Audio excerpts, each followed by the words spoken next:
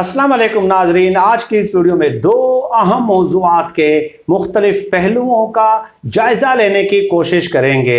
नाजरीन, सबसे पहले चंद आदाद और शुमार मैं आपकी खिदमत में पेश कर रहा हूं। उसके बाद वीडियो का जो थंबनेल है उसको समझने में आसानी हो जाएगी। नाजरीन, मिफ्ताह इस्माइल साहब जो कि इस हुकूमत के इंपोर्टेड हुकूमत के वजीर खजाना हैं, उन्होंने कल बजट पेश करने के बाद एक एक्सक्लूसिव इंटरव्यू दिया है और मैं समझता हूं कि वो इंटरव्यू दिया ही इसलिए गया है ताकि अवाम को जहनी तौर पे जो है तैयार किया जा सके कि हम आपके ऊपर महंगाई का एक बम चलाने वाले हैं, इंतहाई खतरनाक बम चलाने वाले हैं। पहले वो आदाद शुमार आप मुलाहिजा कर लें और उसके बाद आप अंदाजा लगा लीजिए कि 1-2 महीने बाद इस मुल्क में महंगाई की क्या सूरत हाल होने वाली है और आम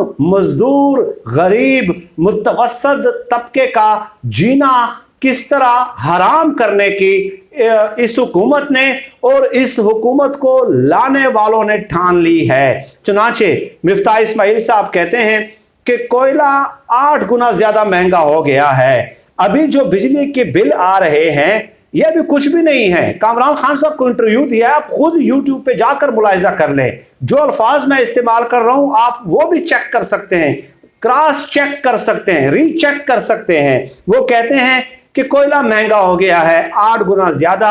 अभी तो बिजली के बिल महंगे नहीं आएंगे, लेकिन 2 महीने बाद जब कोयले की नई कीमत के साथ बिजली के बिल आएंगे तो उस वक्त आवाम को इलेक्ट्रिक शॉक लगेगा, बिजली का झटका लगेगा। यह कहा है किसने? वजीर खजाना ने। दूसरी बात, वो कहते हैं कि सितंबर 2020 से लेके आज तक इमरान खान साहब की हुकूमत ने गैस की कीमतें नहीं बढ़ाई थी, गैस की कीमतें नहीं बढ़ाई थी और वो कहते हैं कि ये जुल्म किया था, ये जुल्म किया था। इसलिए इस हुकूमत ने 40% आते ही गैस की कीमतें बढ़ा दी हैं। यानी इमरान खान साहब ने महंगाई क्यों नहीं की? सितंबर 2020 में 20 से लेकर आज तक गैस की कीमतें क्यों नहीं बढ़ाई? इसलिए हमने 40% बढ़ा दी हैं। गोया इमरान खान साहब का कसूर यह हो गया कि महंगाई क्यों नहीं की।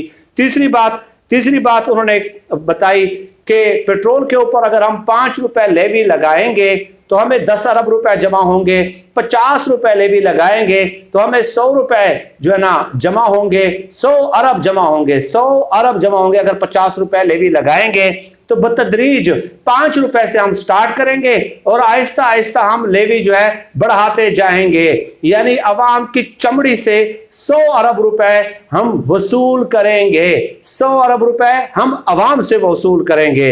आगे चल के वो कहते हैं कि साल के आखिर तक हम 750 अरब रुपए जमा करने में कामयाब हो जाएंगे। पांचवी बात उन्होंने ये कही कि 28 से 30 रुपए पेट्रोल और 55 रुपए डीजल की कीमत में इजाफा किया जाएगा। आगे चल के वो कहते हैं कि महंगाई 11.8% है, 25 से 30% या इससे भी ज्यादा हो सकती है, इससे भी ज्यादा हो सकती है। और ये वही लोग हैं जो इमरान खान साहब के दौर में 12-13% महंगाई होती थी तो ये कुफर के फतवे तक लगाने पे आ जाते थे। मौलाना फजलुर रहमान साहब कहते थे ये यहूदी एजेंट है इसलिए उन्होंने महंगाई की है। तो इसका मतलब ये हुआ मौलाना फजलुर रहमान साहब कि जब 25 से 30% महंगाई होगी तो फिर इसका मतलब ये हो गया कि आप फिर यहूदियों के एजेंट भी हैं, आप फिर ईसाइयों के भी एजेंट हैं, आप फिर हिंदुओं के भी एजेंट हैं, फिर आप इन सबके एजेंट हो जाएंगे। फिर हम ये कहने में हक बजाने होंगे नहीं, क्योंकि उस वक्त हमने मजहब कार्ड इस्तेमाल करने की मजम्मत की थी, आज भी हम करते हैं और आइंदा भी करेंगे। हम आपकी तरह बेउसूली की जिंदगी नहीं गुजारना चाहते। आगे चल के नाजरीन वो कहते हैं कि 21 अरब डॉलर हमने कर्जा देना है, 12 अरब डॉलर अंदरूनी कर्जा देना है, 4-5 अरब डॉलर से हमने मुल्क चलाना है, 41 अरब डॉलर हमें अगले साल तक चाहिए। तो यानी कि ये सारे के सारे पूरे किससे करने हैं? अवाम से। क्योंकि 7वीं बात उन्होंने ये कही कि हम किसी के पास नहीं जाएंगे कि 2 अरब डॉलर हमारे बैंक में रखवा दें, हम कोई भिखारी थोड़ी ही हैं। ये कहा है मिफ्ताह इस्माइल साहब ने।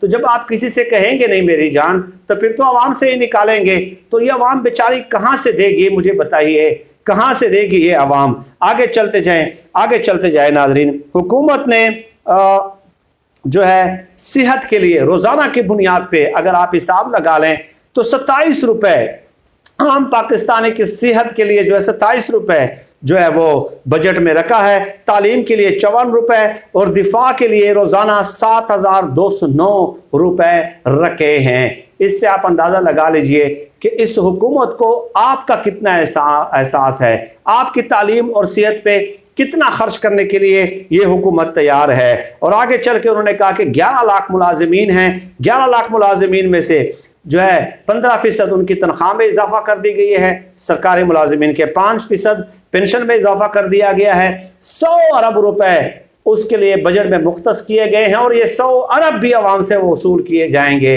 100 अरब भी अवाम से वसूल किए जाएंगे।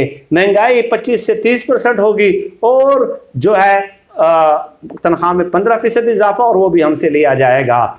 तो ये इंपोर्टेड हुकूमत का पाकिस्तानी अवाम को एक एक करके मारने का ये प्लान है, यही प्लान है ना, मुआशी तौर पे मफलूज करके।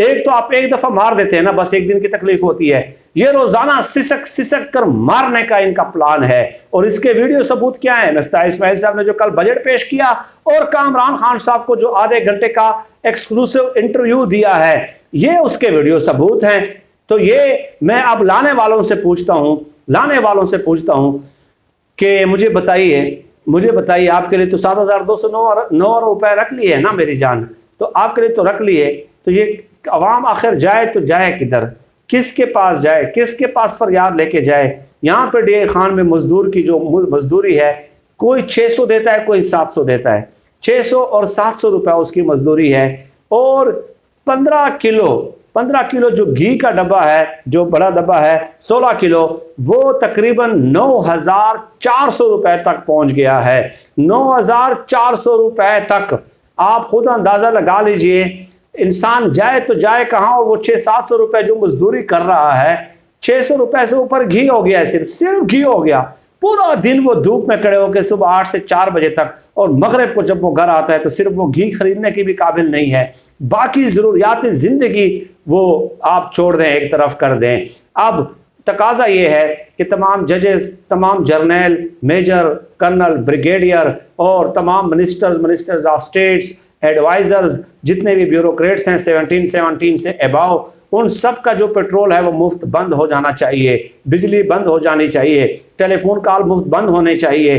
क्योंकि अगर आम 15-16 हज़ार वाला मजदूर ये सब चीज़ें अपने पैसों से खरीद सकता है और दे सकता है, उसकी पेमेंट कर सकता है, तो इंसाफ का तकाजा ये है कि इन सब के भी बंद होने चाहिए। अगर ये काम ये हुकूमत करती ना तो फिर भी बात थी। और दूसरी तरफ बात नाज़रीन ये है कि नजम सेठी साहब कहते हैं कि शहबाज शरीफ साहब एस्टेब्लिशमेंट के सामने लेट गए हैं और ये लेटने का टाइम है, क्योंकि जितना वो लेटे रहेंगे इमरान खान साहब की अहमियत कम होती जाएगी। ये कहा है नजम सेठी साहब ने, मुनाफकत का आला तरीन दर्जा है ये। मुनाफकत यहाँ पे ख़त्म हो जाती है और मुनाफकत भी सर पीट कर रह जाएगी ये फिक्रा सुन के। क्योंकि ये नजम सेठी साहब कहते थे कि हम इस्टेब्लिशमेंट की सियासत में मुखालिफ हैं, लेकिन आज वो कह रहे हैं कि वज़ीर आज़म जो है शहबाज शरीफ, वो इस्टेब्लिशमेंट के सामने लेट गए हैं। और उनका लेटना ज़रूरी इसलिए है क्योंकि इमरान खान साहब की ज़रूरत फिर इस्टेब्लिशमेंट को नहीं रहेगी।